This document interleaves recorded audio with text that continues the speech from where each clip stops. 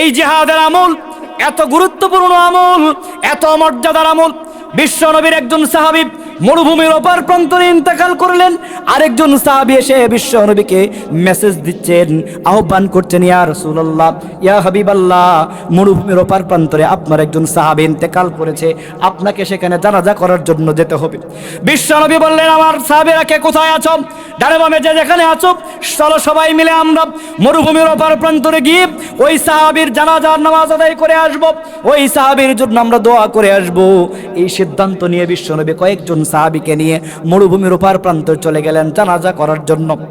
দোয়া প্রার্থনা করার জন্য যখন গেলেন, সবাই প্রস্তুত হয়ে গেল।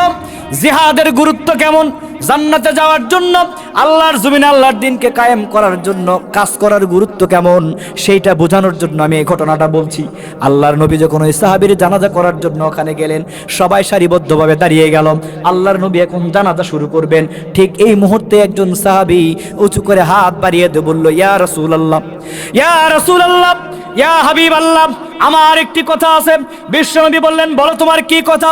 ওই সাহাবী তখন বললেন, ইয়া রাসূলুল্লাহ, ইয়া হাবিবাল্লাহ, আপনি যে সাহাবীর জানাজা করার জন্য এখানে এসেছেন, এই সাহাবী ঈমান গ্রহণ করেছে, ইসলাম গ্রহণ করেছে, ঈমানদার হয়েছে, কালেমা পড়েছে ঠিকই, কিন্তু আমি লক্ষ্য করে দেখেছি এই সাহাবী নিয়মিত মৌলিক ইবাদতের সাথে তার কোনো সম্পর্ক ছিল না।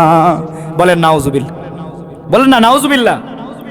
মানে ঈমান এনেছে, কালেমা গ্রহণ করেছে, মুসলমানের নামের খাতায় আছে, কিন্তু নামাজ, রোজা, হজ, যাকাত, মৌলিক ইবাদতের সাথে তার সম্পর্ক নাই। এরকম লোক আমাদের মাঝেও আছে না নাই? কম না বেশি? ওই সাহাবী তখন বলল, ইয়া রাসূলুল্লাহ, ইয়া হাবিবাল্লাহ, যার জানাজা পড়ার জন্য আপনি এসেছেন, লোকটা ঈমান গ্রহণ করেছে, কালেমা গ্রহণ করেছে, কিন্তু নামাজ, রোজা, হজ, যাকাত মৌলিক বিধানের সাথে তার ভালো কোনো সম্পর্ক নাই। আমি তার প্রতিবেশী মানুষ, আমি তাকে খুব ভালো করে চিনি, শুধু ঈমান এনেছে এটুকুই, কিন্তু ঈমানের পরীক্ষায় অংশগ্রহণ করেনি, আমলগুলো বাস্তবায়ন করা শুরু করেনি। তাই আমার পরামর্শ হলো, আপনি বিশ্ব নবী তার জানাজার নামাজ পড়াবেন না, বরং অন্য কোনো সাহাবীকে দিয়ে পড়ান। তার কারণ ঈমান যার ঠিকঠাক নাই, নামাজ কালাম যে আদায় করে না, মৌলিক বিধানগুলো যারা পালন করে না, ওই লোকের ইমামতি যদি আল্লাহ রাসূল করে, সব মাফ হয়ে জান্নাতে যাওয়ার সুযোগ আছে না নাই? এজন্য ওই সাহাবী লোকমা দিলেন। যা, আমি কয়বার আটকাবো ভাই? আমি তো আর 15 মিনিট বলবো, আমি শেষ করি তারপরে ভাই বলবো।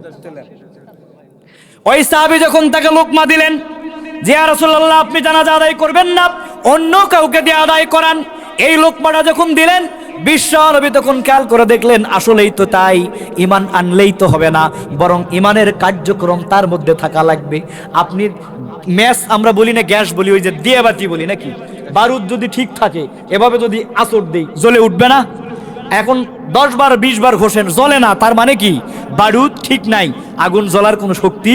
আপনি ঈমান এনেছেন কিন্তু মসজিদে যান না, নামাজ আদায় করেন না, যাকাত দেন না, জেনা ব্যভিচার, সুদ ঘুষ ছাড়েন না, অপকর্ম ছাড়েন না, আল্লাহর জমিনে এই কোরআন মেনে নেওয়ার চেষ্টা করেন না, তাহলে কি আপনার ঈমান ঠিক আছে? ঈমানের ওই বারুদ কি ঠিক আছে? এজন্য আল্লাহ রাসূলকে তখন লোকমা দিলেন যে কি করা যাবে না, আপনি জানাজা না পড়ে অন্য কাউকে দিয়ে পড়ায় দেন, ওর কপালে যা হয় হোক। বিশ্ব নবী তখন একটু চিন্তা করে দেখলেন, ঠিক আছে, আমি এই সাহাবীর জানাজা আদায় করব কিনা সেই সিদ্ধান্ত পরে হবে, কিন্তু এই সাহাবীর জীবনে ভালো কোনো আমল আছে কিনা আমি একটু যাচাই করে দেখতে চাই, বাছাই করে দেখতে চাই। বিশ্বনবী সবার মধ্যে ঘোষণা করে দিলেন, আমার সাহাবীরা তোমরা শোনো, তোমরা কি এমন কেউ আছো, এমন একটা আমলের সাক্ষী দিতে পারবা যে এই লোকটা কোনো একদিন জীবনে ভালো একটা কাজ করেছে, উত্তম একটা আমল করেছে? এমন কোন সাক্ষী যদি তুমি দিতে পারো, আমি বিশ্বনবী বলে দিচ্ছি, তার ওই ভালো আমলের বিনিময়ে আমি আল্লাহ রাসূল তার জিম্মাদার হয়ে তার জানাজা করে তাকে আমি জান্নাতে যাওয়ার সুপারিশ করে দেব। বলেন আল্লাহু আকবার। এই কথা যখন ঘোষণা করে দিলেন, সাহাবীদের মধ্যে থেকে একজন সাহাবী তখন হাত উঁচু করে বললেন, ইয়া রাসূলুল্লাহ, ইয়া হাবিবাল্লাহ, আমি এই সাহাবীকে একদিন দেখেছিলাম একটা ময়দানে, একটা জায়গাতে আমি দেখেছি এই লোকটা মৌলিক ইবাদতগুলো হয়তো বেশি আদায় করতে পারে নাই, নামাজ, রোজা, হজ, যাকাতের সাথে খুব ভালো সম্পর্ক হয়তো তার ছিল না, কিন্তু আমি দেখেছি আমরা যখন জিহাদের ময়দান থেকে ফিরে আসছিলাম, যুদ্ধের ময়দানে ইসলামকে কায়েম করার জন্য লড়াই করার মাধ্যমে বিজয়ী আর বীরের বেশে আমরা যখন ফিরে আসছিলাম রাস্তার মধ্যে আসতে আসতে আমাদের সন্ধ্যা হয়ে গেল, রাত্রি সামনে চলে আসলো। আপনি তো আমাদেরকে নির্দেশ দিয়েছেন রাত্রিবেলা মুজাহিদরা কখনো চলাচল করবে না, যেখানে রাত হবে তাবু গেড়ে ওই জায়গায় অবস্থান গ্রহণ করতে হবে। আবার যখন সকাল হবে তাবু ভেঙে নিয়ে আবার নিরাপদ ঠিকানায় যেতে হবে, ঠিক কিনা? ইয়া রাসূলুল্লাহ, ইয়া হাবিবাল্লাহ, আপনার নির্দেশ মোতাবেক জিহাদের ময়দান থেকে ফেরার সময় যখন সন্ধ্যা হয়ে গেল, আমরাও একটা জায়গায় তাবু গেড়ে ফেললাম, আর ওই তাবুর মধ্যে আমরা সবাই আশ্রয় গ্রহণ করলাম। জিহাদে অংশগ্রহণ করে কাউ তো হাত ভেঙে গেছে, কারোর পা ভেঙে গিয়েছে, কে কোথায় আহত হয়েছে তার কোনো ঠিক ঠিকানা নেই। যুদ্ধ বিধ্বস্ত এই শরীর নিয়ে, ক্লান্ত বিশ্রান্ত শরীর নিয়ে তাবু গেড়ে আমরা তার মধ্যে বিশ্রাম গ্রহণ করার জন্য শুরু করে দিলাম। ইয়া রাসূলুল্লাহ, ইয়া হাবিবাল্লাহ, একটু পরে আমরা খেয়াল করে দেখলাম আমাদের এই তাবু যেখানে গেড়েছি এই তাবুর একটু পাশেই সামান্য কিছু দূরে আমরা লক্ষ্য করে দেখলাম একটি হিংস্র প্রাণীর বন এবং জঙ্গল দেখা যায়, যেখান থেকে বারবার হিংস্র প্রাণীগুলো হুঙ্কার প্রদান করছে, যে কোনো সময়ে এসে আমাদের তাবুর উপরে আক্রমণ করে আমাদেরকে ক্ষতবিক্ষত করে দিতে পারে। ইয়া রাসূলুল্লাহ, ইয়া হাবিবাল্লাহ, ওই ক্ষতবিক্ষত করা হওয়ার ভয়ে হিংস্র প্রাণীর হাত থেকে বাঁচার জন্য আমরা যখন তাবুর লোকগুলোকে মুজাহিদদেরকে দুইটা ভাগে ভাগ করলাম, একটা গ্রুপ বিশ্রাম গ্রহণ করবে, আরেক গ্রুপ পাহারা প্রদান করবে। এই গ্রুপ যখন আবার বিশ্রাম গ্রহণ থেকে উঠে পড়বে, ওই গ্রুপ উঠে আবার বিশ্রাম গ্রহণ করবে, ওরা তখন পাহারা দিবে। এই সিদ্ধান্ত নিয়ে যখন আমরা তাঁবুতে বিশ্রাম করতে লাগলাম, কিছুক্ষণের মধ্যে দেখলাম একজন যুবক সেখানে এসে গালাখা করে দিয়ে উচ্চ আওয়াজে আমাদেরকে জিজ্ঞাসা করছে, তোমরা কারা? ইয়া রাসূলুল্লাহ, ইয়া হাবিবাল্লাহ, যুবকটি আমাদের সামনে এসে যখন জিজ্ঞেস করলেন তোমরা কারা, আমরা তো তাকে দেখেও ভয় পেয়ে গেলাম। তার কথা শুনেই বোঝা যাচ্ছিল সেই যুবকটা এই জনপদের কেউ একজন স্থায়ী বাসিন্দা হবেন, লোকাল লোকজন হবেন। সে যখন আমাদেরকে জিজ্ঞাসা করলো তোমরা কারা, কোথা থেকে এসেছো, কেন এখানে তাবু গেড়েছ, তার উত্তরে আমরা বললাম আমরা আল্লাহ রাসূলের সাহাবী, জিহাদের ময়দানে অংশগ্রহণ করতে গিয়েছিলাম। জিহাদের ময়দানে আল্লাহর জমিনে আল্লাহর দ্বীনকে কায়েম করার জন্য লড়াই করেছি, সংগ্রাম করেছি। এরপরে মুজাহিদ তোমরা তাবুর মধ্যে অবস্থান গ্রহণ করো, তোমরা সেখানে আরাম ফরমাও। আমি যুবক, আমি এখানে দাঁড়িয়ে সারা রাত এই তাঁবুতে এই বন জঙ্গল হিংস্র প্রাণী আর শত্রু যা আছে সব থেকে তোমাদেরকে নিরাপত্তা দেওয়ার জন্য আমি যুবক এখানে দাঁড়িয়ে থাকবো। আল্লাহু আকবার।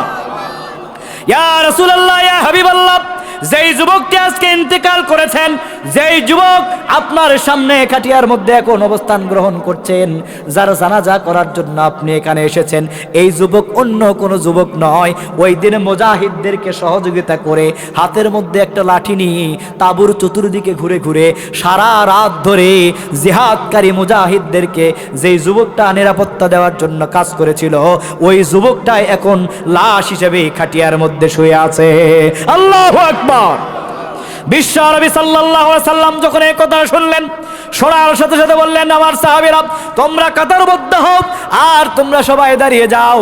এই কথা বলার পরে বিশ্ব নবী ওই সাহাবীর জানাজার নামাজ আদায় করলেন, আল্লাহর কাছে দোয়া করতে লাগলেন। শুধু দোয়াই নয়, বরং বিশ্ব নবী কবরের মধ্যে প্রবেশ করে নিজে হাতে ওই যুবককে কবরের মধ্যে দাফন কাফন সম্পন্ন করলেন। আল্লাহর নবী যুবককে মহব্বত করে তার কপালের মধ্যে সুন্দর করে একটা চুমু হেঁকে দিলেন। এরপরে সেখান থেকে উঠে এসে আল্লাহর নবী আল্লাহর দিকে হাত উঁচু করে দোয়া করছেন, আর রব্বুল আলামিন এই যুবকের প্রতিবেশী আর যারা সাথে ছিল তারা সাক্ষী দিয়েছে যুবকটি জাহান্নামী। তারা বলেছে মৌলিক ইবাদতগুলো পালন করে নাই, অনেক ত্রুটি আছে, বিচ্যুতি আছে। কিন্তু আল্লাহ রাব্বুল আলামিন জেনে রাখুন, আমি আল্লাহর রাসূল আমি সাক্ষ্য দিচ্ছি মুজাহিদদেরকে সহযোগিতা করার কারণে, জিহাদের ময়দানে সাহাবীদের নিরাপত্তা প্রদান করার কারণে, এত চমৎকার উন্নত মর্যাদাবান একটি আমল থাকার কারণে আমি নবী সাক্ষী দিচ্ছি আমার এই সাহাবীরা বলেছে জাহান্নামী। এ যুবক শুনে রাখো, আমি সাক্ষী দিচ্ছি তুমি জাহান্নামী নয়, বরং জিহাদকারী মুজাহিদদের সহযোগিতা করার কারণে আল্লাহ রাব্বুল আলামিন তোমাকে জান্নাতের মধ্যে জায়গা প্রদান করে দিবে।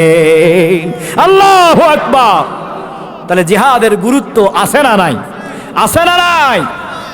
বিশ্ব নবী সাল্লাল্লাহু আলাইহি সাল্লাম তার জীবদ্দশায় অসংখ্য জিহাদে অংশগ্রহণ করেছেন। কমপক্ষে 27টি যুদ্ধে নিজেও অংশগ্রহণ করেছেন, আর সাহাবীদেরকে দিয়ে অনেক যুদ্ধ আর জিহাদ পরিচালনা করেছেন।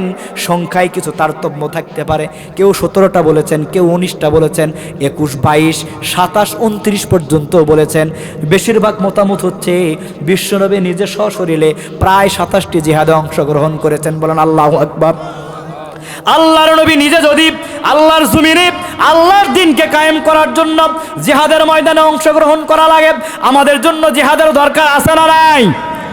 বাতিলকে উৎখাত করে, বাতিলের ষড়যন্ত্রকে নির্মূল করে, সুদ, ঘুষ, জেনা, ব্যভিচার, লুটতরাজ, দখলদারিত্ব, চাঁদাবাজি, প্রতিবন্ধকতা যত রকমের আছে না কেন, সবগুলোকে সমাজ থেকে মূলোৎপাটন করে জমিন যার, আইন চলবে তার, ওই কোরআনের আইন এই জমিনে তৈরি করার জন্য, কোরআনের আইন সংসদে পাশ করার জন্য, কোরআন দিয়ে ব্যক্তি, পরিবার, সমাজ আর রাষ্ট্র সব কিছু পরিচালনা করার জন্য আমাদেরও জিহাদ করার দরকার আছে না না?